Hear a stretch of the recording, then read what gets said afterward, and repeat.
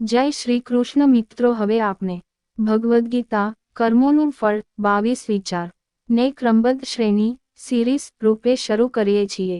ભાગ 1 કર્મ શું છે? ભગવદ્ ગીતા વિચાર 1 કર્મોનું ફળ ક્યારે અને કેવી રીતે મળે છે? શ્રેણી પ્રસ્તાવના માનવજીવનમાં સૌથી વધુ ગૂંચવણ જો કોઈ વિષય અંગે હોય તો તે છે કર્મ। ઘણા લોકો કહે છે, મેં સારું કર્યું છતાં દુઃખ કેમ? ખોટું કરનાર સુખી કેમ? ઈશ્વર ન્યાય કેમ નથી કરતા? આ બધા પ્રશ્નોના મૂળમાં એક જ વિષય છે, કર્મ અને તેનું ફળ। ભગવદ્ ગીતા આ વિષયને માત્ર ધાર્મિક નહીં, પરંતુ વૈજ્ઞાનિક, તાત્વિક અને વ્યવહારુ રીતે સમજાવે છે। કર્મનો સાચો અર્થ શું છે? સામાન્ય રીતે આપણે માનીએ છીએ, કર્મ એટલે સારા કે ખરાબ કામ, પરંતુ ભગવદ્ ગીતા કહે છે, કર્મ એટલે શરીર, મન અને બુદ્ધિ દ્વારા થતી દરેક ચેતન ક્રિયા। વિચાર કરવો પણ કર્મ છે, બોલવું પણ કર્મ છે, ન બોલવું પણ કર્મ છે, કંઈ ન કરવું પણ કર્મ છે। માનવ એક ક્ષણ માટે પણ કર્મ વિના રહી શકતો નથી। ભગવાન શ્રી કૃષ્ણ કહે છે, નહીં કશ્ચિત ક્ષણમપી જાતુ તિષ્ઠત્ય કર્મકૃત। ગીતા 3:5 અર્થ, કોઈ પણ મનુષ્ય એક ક્ષણ પણ કર્મ કર્યા વિના રહી શકતો નથી। કર્મના 3 સ્તર લેવલ્સ ઓફ કર્મ। એક શારીરિક કર્મ, ચાલવું, કામ કરવું, હિંસા કે સેવા। 2 વાચિક કર્મ, બોલેલા શબ્દો, અપમાન, પ્રશંસા, સત્ય કે અસત્ય। 3 માનસિક કર્મ, સૌથી શક્તિશાળી, ઈર્ષ્યા, કરુણા, દ્વેષ, લાલચ, પ્રેમ। માનસિક કર્મનું ફળ સૌથી ઊંડું અને લાંબા સમયનું હોય છે। કર્મ માત્ર ક્રિયા નથી, ભાવનાથી જન્મે છે। એક જ કર્મ બે વ્યક્તિ કરે છતાં ફળ અલગ કેમ? ઉદાહરણ, ડોક્ટર છરી ચલાવે જીવ બચાવવા, ચોર છરી ચલાવે નુકસાન કરવા। ક્રિયા એક, ભાવ અલગ, એટલે કર્મફળ અલગ। ભગવદ્ ગીતા કહે છે, કર્મને પાપ કે પુણ્ય બનાવે છે ભાવના। કર્મના પ્રકાર ગીતા અનુસાર: 1 સકામ કર્મ, ફળની ઈચ્છા સાથે કરેલું કર્મ। મને આ મળવું જ જોઈએ, લોકો મને વખાણે। પરિણામ સુખ દુઃખ, જન્મ મરણનું બંધન।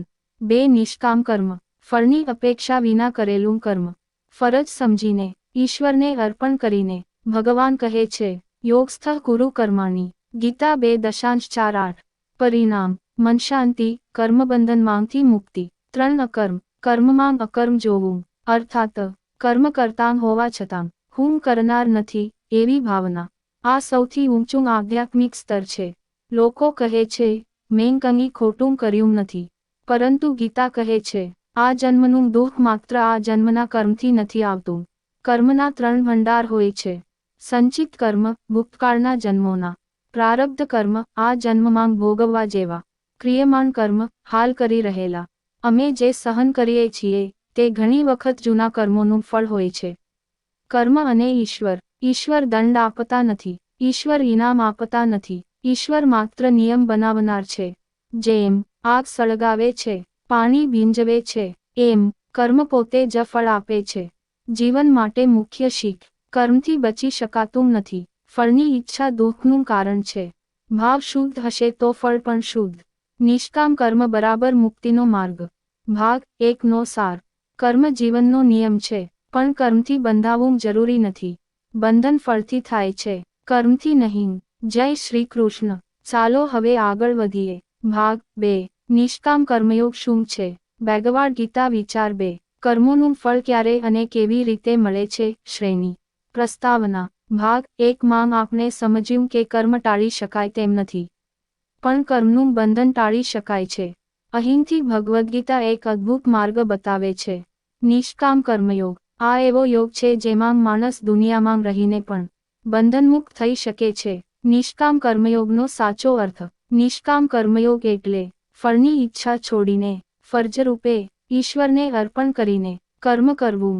નિષ્કામ કર્મનો અર્થ કર્મ ન કરવું નથી, પરંતુ આસક્તિ વગર કર્મ કરવું છે। ભગવાન શ્રી કૃષ્ણ કહે છે, કર્મણ્યેવાધિકારસ્તે મા ફલેષુ કદાચન। ગીતા 2:4-7 અર્થ, તને કર્મ કરવાનો અધિકાર છે, પણ ફળ પર નથી। સામાન્ય ભ્રમ: ફળની ઈચ્છા છોડીએ તો પ્રયત્ન કેમ કરવો? ઘણા લોકો કહે છે, જો ફળ જ ન જોઈએ તો મહેનત શા માટે? આ તો આળસનો ઉપદેશ છે। પરંતુ ગીતા સ્પષ્ટ કહે છે, નિષ્કામ કર્મ આળસ નથી, પણ સૌથી ઊંચી જવાબદારી છે। ફળની ઈચ્છા વગર કર્મ કરનાર વ્યક્તિ વધુ એકાગ્ર હોય છે, ભયમુક્ત હોય છે, નિષ્ફળતાથી તૂટતો નથી. સકામ કર્મ અને નિષ્કામ કર્મનો તફાવત. સકામ કર્મ, નિષ્કામ કર્મ, ફળ માટે કર્મ, ફરજ માટે કર્મ, આશા નિરાશા, સમત્વ, અહંકાર, વિનમ્રતા, બંધન, મુક્તિ. અર્જુનને નિષ્કામ કર્મ કેમ જરૂરી હતો? કુરુક્ષેત્રમાં અર્જુન કહે છે, હું યુદ્ધ નહીં કરું. શ્રી કૃષ્ણ જવાબ આપે છે, તું ભાગી જઈશ તો પણ કર્મથી બચીશ નહીં. યુદ્ધ ન કરવું પણ કર્મ જ છે. તેથી પલાયન નહીં, પ્રજ્ઞાપૂર્વક કર્મ કર. નિષ્કામ કર્મ કેવી રીતે કરવું? પ્રયોગાત્મક માર્ગ. એક ફળને ઈશ્વરને સોંપો. કર્મ કરતા પહેલા મનમાં કહો, પ્રભુ, કર્મ હું કરું છું, ફળ તમારું. આથી અહંકાર ઘટે છે, ભય દૂર થાય છે. બે કર્મને યજ્ઞ બનાવો. ગીતા કહે છે, યજ્ઞાર્થાત કર્મણોન્યત્ર લોકોતે કર્મબંધનઃ. ગીતા 3:9. જ્યારે કર્મ યજ્ઞ બની જાય ત્યારે તે બંધન નહીં કરે. 3 સફળતા નિષ્ફળતામાં સમભાવ. નિષ્કામ કર્મયોગી માટે સફળતા બરાબર પ્રસાદ, નિષ્ફળતા બરાબર પ્રસાદ. ભગવાન કહે છે, સિદ્ધ્ય સિદ્ધ્યો સમો ભૂત્વા. ગીતા 2:4-8. નિષ્કામ કર્મ અને કર્મફળ. નિષ્કામ કર્મ જૂના કર્મો ભોગવે છે, નવા બંધન ઊભા કરતું નથી. જેમ પંખો ફરતો રહે પણ વીજ બંધ ધીમે ધીમે અટકે, એમ જીવન ચાલે, કર્મબંધન ખતમ થવા લાગે. આધુનિક જીવનમાં નિષ્કામ કર્મયોગ. નોકરી સેવા ભાવથી, વ્યવસાય ઈમાનદારીથી, પરિવાર અપેક્ષા વગર, સમાજ કર્તવ્ય સમજીને. આ જ સાચો સંન્યાસ છે. ભાગ 2 નો સાર. કર્મ છોડવાથી મુક્તિ નથી, કર્મની આસક્તિ છોડવાથી મુક્તિ છે. નિષ્કામ કર્મયોગ જીવનમાં રહીને મોક્ષનો માર્ગ છે. જય શ્રી કૃષ્ણ. ચાલો હવે શ્રેણી આગળ વધારીએ. ભાગ 3. કર્મોનું ફળ ક્યારે મળે છે? ભગવદ્ ગીતા વિચાર 3. કર્મોનું ફળ ક્યારે અને કેવી રીતે મળે છે? શ્રેણી. પ્રસ્તાવના. માનવજીવનનો સૌથી મોટો પ્રશ્ન છે, મેં સારા કર્મ કર્યા તો સુખ કેમ નથી મળતું? ખરાબ કર્મ કરનાર તરત દંડ કેમ નથી પામતો? કર્મફળ મળવામાં વિલંબ કેમ થાય છે? આ પ્રશ્નોનું ઉત્તર ભગવદ્ ગીતા બહુ સ્પષ્ટ રીતે આપે છે. કર્મ ક્યારેય નષ્ટ થતું નથી, પણ તેનું ફળ સમય અનુસાર મળે છે. કર્મફળ ક્યારે મળે છે? 3 મુખ્ય સમય. 1. તત્કાલિક કર્મફળ, ઇમિડિયેટ રિઝલ્ટ. કેટલાક કર્મોનું ફળ તરત મળે છે. ઉદાહરણ, આગમાં હાથ નાખ્યો બળે, કોઈને અપમાન કર્યું તરત અશાંતિ. આ કુદરતી નિયમ છે. 2. વિલંબિત કર્મફળ, ડિલેડ રિઝલ્ટ. ઘણા કર્મોનું ફળ સમય બાદ મળે છે. જેમ બીજ વાવ્યું ફળ મહિનાઓ પછી, શિક્ષણ પરિણામ વર્ષો પછી. અહીં ધૈર્યની પરીક્ષા થાય છે. 3. જન્માંતર કર્મફળ, ફ્યુચર લાઈફ રિઝલ્ટ. કેટલાક કર્મોનું ફળ આ જન્મમાં મળતું નથી. ભગવદ્ ગીતા કહે છે, આત્મા અમર છે, કર્મ તેની સાથે જાય છે. અર્થાત શરીર બદલાય, કર્મ ખાતું બદલાતું નથી. કર્મ તો કર્યું પણ ફળ મળ્યું નહીં. ભ્રમ. કર્મનું ફળ હંમેશા મળે છે, પણ આપણી અપેક્ષા મુજબ નહીં. ઉદાહરણ, તમે સેવા કરો માન અપેક્ષા, મળે અપમાન. કર્મફળ મળ્યું પણ અહંકાર તૂટ્યો, એ પણ ફળ છે. ફળ ન મળવાનું મુખ્ય કારણો.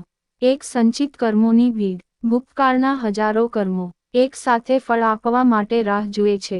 2. ભાવ શુદ્ધ ન હોવો. સારા કામ પાછળ નામ, લાભ, પ્રતિષ્ઠા છુપાયેલી હોય તો ફળ મોડું કે દુઃખરૂપ બને છે.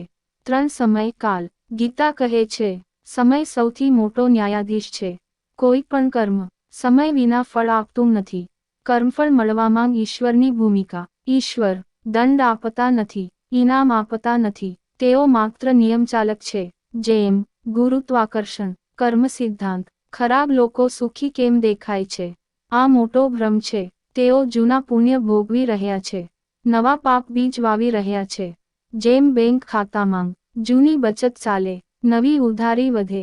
સારા લોકો દુઃખી કેમ? કારણ તેઓ જૂના પાપો ભોગવી રહ્યા છે, હવે નવા પુણ્ય કરી રહ્યા છે.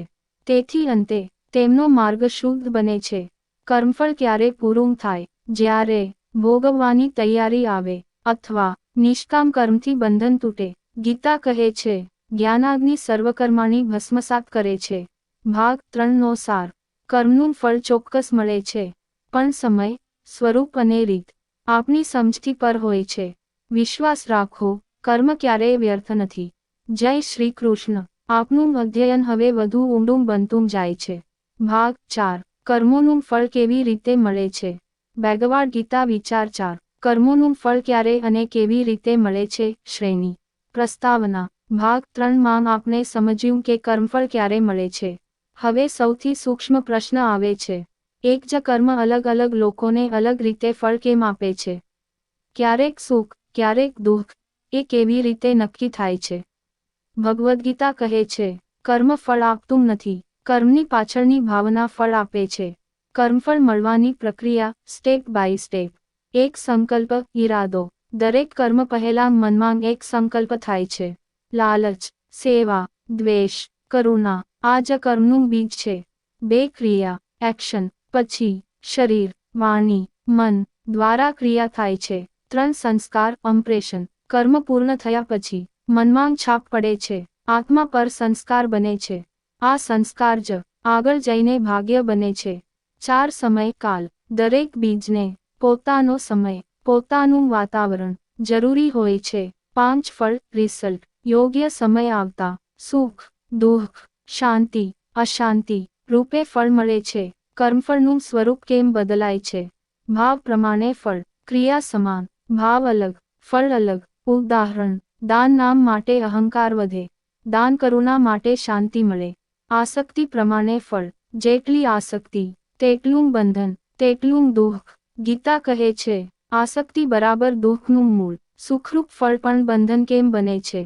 ઘણા કહે, સુખ તો સારું છે ને.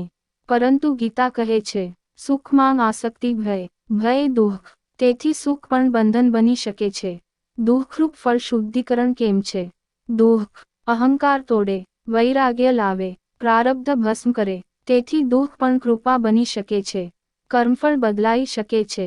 હા, ગીતા સ્પષ્ટ કહે છે, એક નિષ્કામ કર્મથી નવા બંધન બંધ થાય છે. 2 ભક્તિથી કર્મફળનું ભારણ હળવું થાય છે. સર્વધર્માન પરિત્યજ્ય. 3 જ્ઞાનથી સંચિત કર્મ ભસ્મ થાય છે. ઉદાહરણ, પંખો અને વીજળી. પંખો ફરતો છે પ્રારબ્ધ, વીજ બંધ સંચિત કર્મ ખતમ.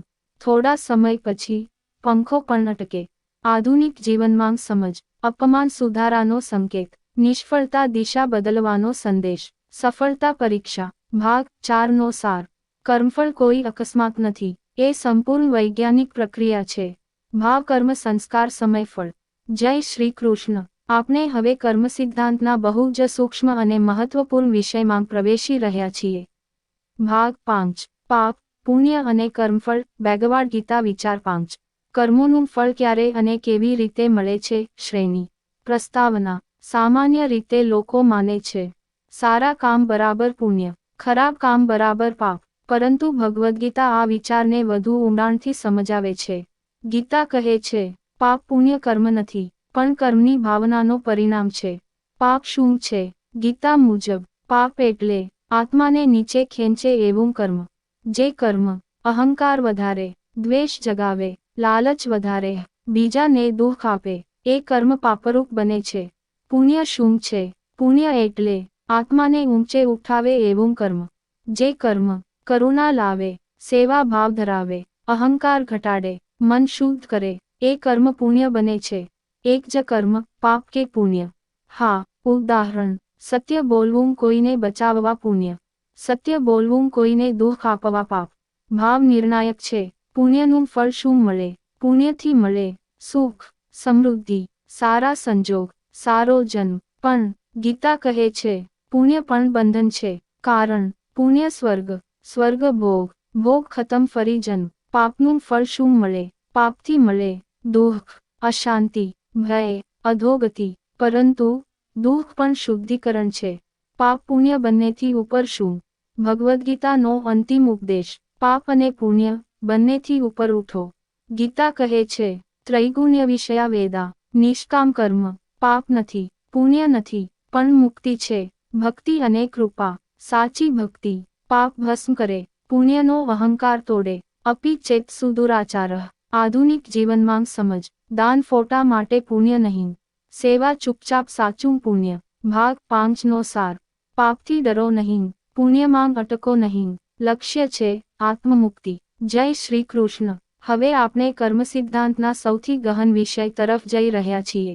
ભાગ 6. જન્મ, પુનર્જન્મ અને કર્મબંધન. ભગવદ્ ગીતા વિચાર 6. કર્મોનું ફળ ક્યારે અને કેવી રીતે મળે છે. શ્રેણી.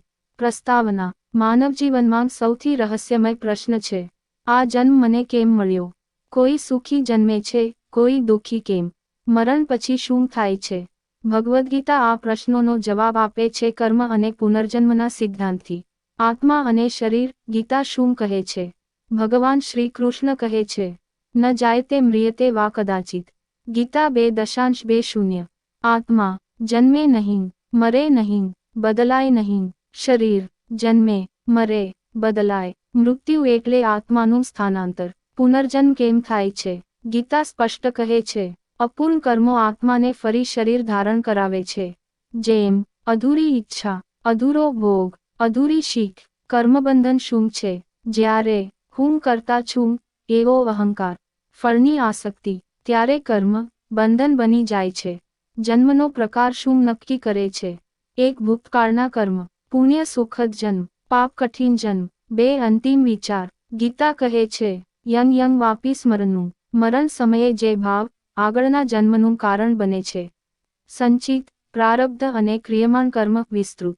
સંચિત કર્મ તમામ જન્મોના ભંડાર. પ્રારબ્ધ કર્મ આ જન્મમાં ભોગવવા જેવા. ક્રિયમાણ કર્મ હાલના કર્મ. ભવિષ્ય ઘડે. શું પુનર્જન્મ ટાળી શકાય? હા. ગીતા કહે છે, 1. નિષ્કામ કર્મ બંધન અટકાવે છે. 2. ભક્તિ કર્મ ઈશ્વરને અર્પણ કરે છે. 3. જ્ઞાન કર્મ ભસ્મ કરે છે. મુક્તિ શું છે? મુક્તિ એટલે શરીર છૂટવું નહીં, કર્મબંધન છૂટવું. જ્યારે કર્તા ભાવ ખતમ, ભોગતા ભાવ ખતમ. ભાગ 6 નો સાર. જન્મ કર્મથી થાય છે, મુક્તિ જ્ઞાનથી થાય છે. કર્મ ટાળશો નહીં, પણ કર્મબંધન તોડો.